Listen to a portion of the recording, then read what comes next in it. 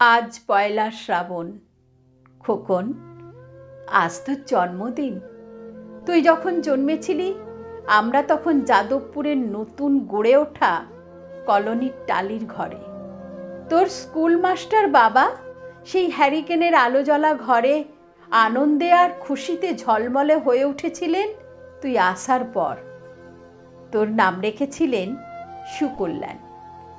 মানুষটার মনটা ছিল একেবারে শিশুর মতো। অভাবে অনটনে বেঁচে থাকার নানা দুর্বিপাকেও ভেঙে পড়তেন না কখনো। সকলের ভালো চাইতেন মন থেকে। বলতেন, দেখো, একদিন এ দেশের মানুষ মুক্তি পাবে, অশিক্ষা থেকে, দারিদ্র্য থেকে, শোষণ থেকে মুক্তি। আজ পয়লা শ্রাবণ। খোকন, আজ তোর জন্মদিন। তোর মনে আছে ছোটবেলায় আমাদের ভাঙা ঘরের মেঝেতে বাক্স থেকে বার করে মেজো মাসির হাতের তৈরি আসনটা পেতে দিতাম, সামনে রাখতাম ঠাকুর আসনের প্রদীপখানা, তুই বাবু হয়ে বসতিস চুপটি করে, আমরা একে একে তোকে ধান দুর্ব দিয়ে আশীর্বাদ করতাম। তোর বাবা বলতেন, বড় হও, মানুষ হও। তোর বাবার সেই বন্ধু ঘোষ কাকু, উনি বলতেন, বেঁচে পড়তে থাকো। তুই জিজ্ঞেস করতিস, মা, পড়তে থাকা মানে কি মা? আমি বলতাম না কিছু, শুধু ধান দুর্বই দিতাম আর মনে মনে বলতাম, ঠাকুর, ঠাকুর আমার খোকনকে মস্ত বড় মানুষ করে তোলো। ও যেন সত্যিই মানুষ হয়, ওর যেন কখনো কোনো বিপদ না হয় ঠাকুর। কষ্টের সংসারে ওই একটা দিন বাড়তি পয়সায় একটু দুধ নিতাম, পায়েস রান্না করে দিতাম তোকে। তুই পায়েস খেতে বড় ভালোবাসতিস। তোর বাবা বাস স্ট্যান্ডে সেই দোকান থেকে নিয়ে আসতেন তোর প্রিয় মিষ্টি ছানার গজা। সামান্য স্কুল মাস্টারিতে কি বা হয়, ঘরে বসে ছাত্র পড়িয়ে আসতো কিছু। দাও দাও অভাবের আগুনে সেই রসদ পড়তে সময় লাগতো না।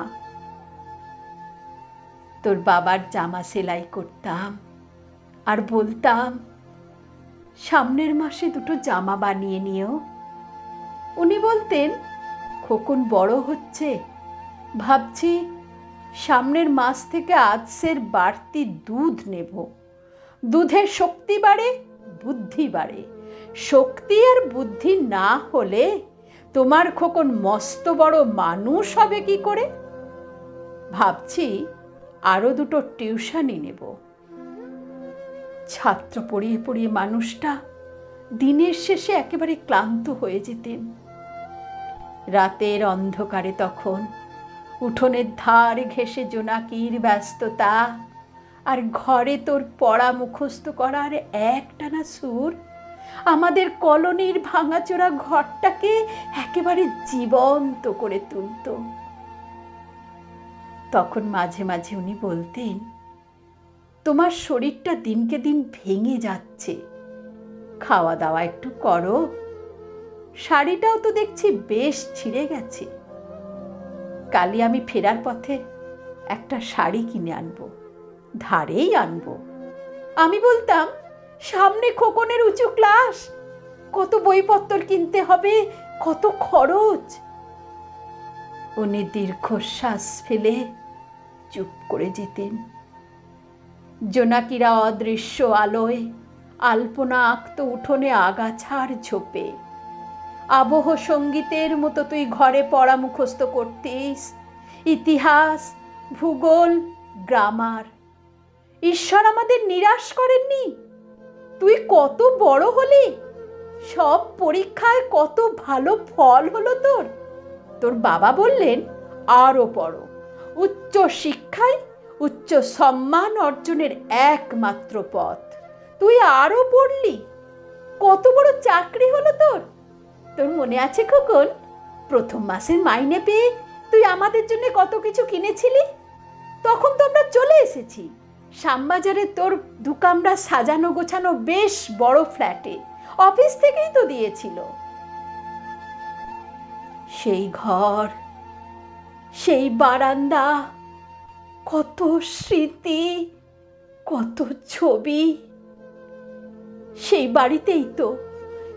বাড়িতেই আশ্বিনের এক ঝোড়ো বিকেলে তোর বাবা যেদিন চলে গেলেন, তুই বাবার বুকের ওপরে পড়ে কাঁদছিলি হাপুস নয়নে।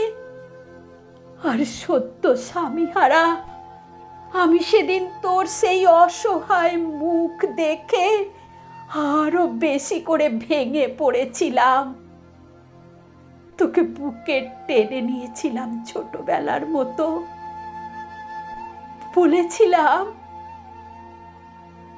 কাঁদিস না খোকন, আমি তো আছি। আজ পয়লা শ্রাবণ, কলকাতা থেকে অনেক দূরে মফস্বলের এক বৃদ্ধাশ্রমে আমি একেবারে একা। খোকন, তোকে বড় দেখতে ইচ্ছা করছে, তোকে, বৌমাকে আর ছোট্ট বিল্টুকে। তোরা নিশ্চয়ই এখন সল্ট লেকের মার্বেল বসানো সেই ঝকঝকে ফ্ল্যাটে। তোর বাড়িতে নিশ্চয়ই আজ খুব বড় করে পার্টি হচ্ছে, তাই না রে খোকন? অনেক লোকজন, হইচই, খাওয়া দাওয়া। খুব ভালো, খুব ভালো।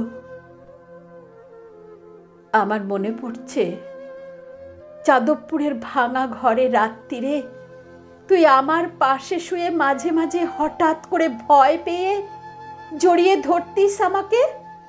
আমি বলতাম, ভয় কি রে খোকন, যার মা থাকে তাকে কি ভূতে ধরে?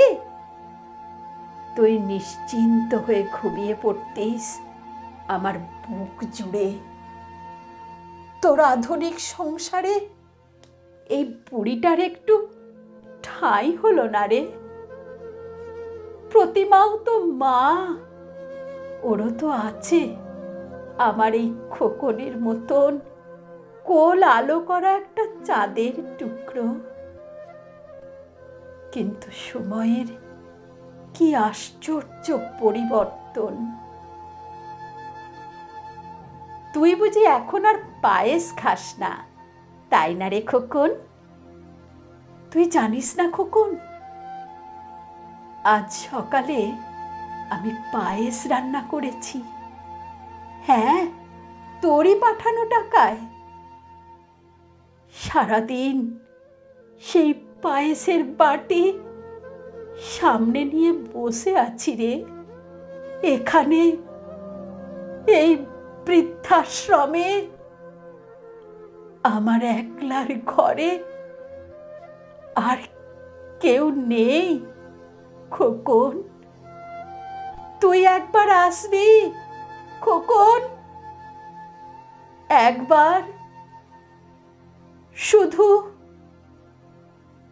একবার।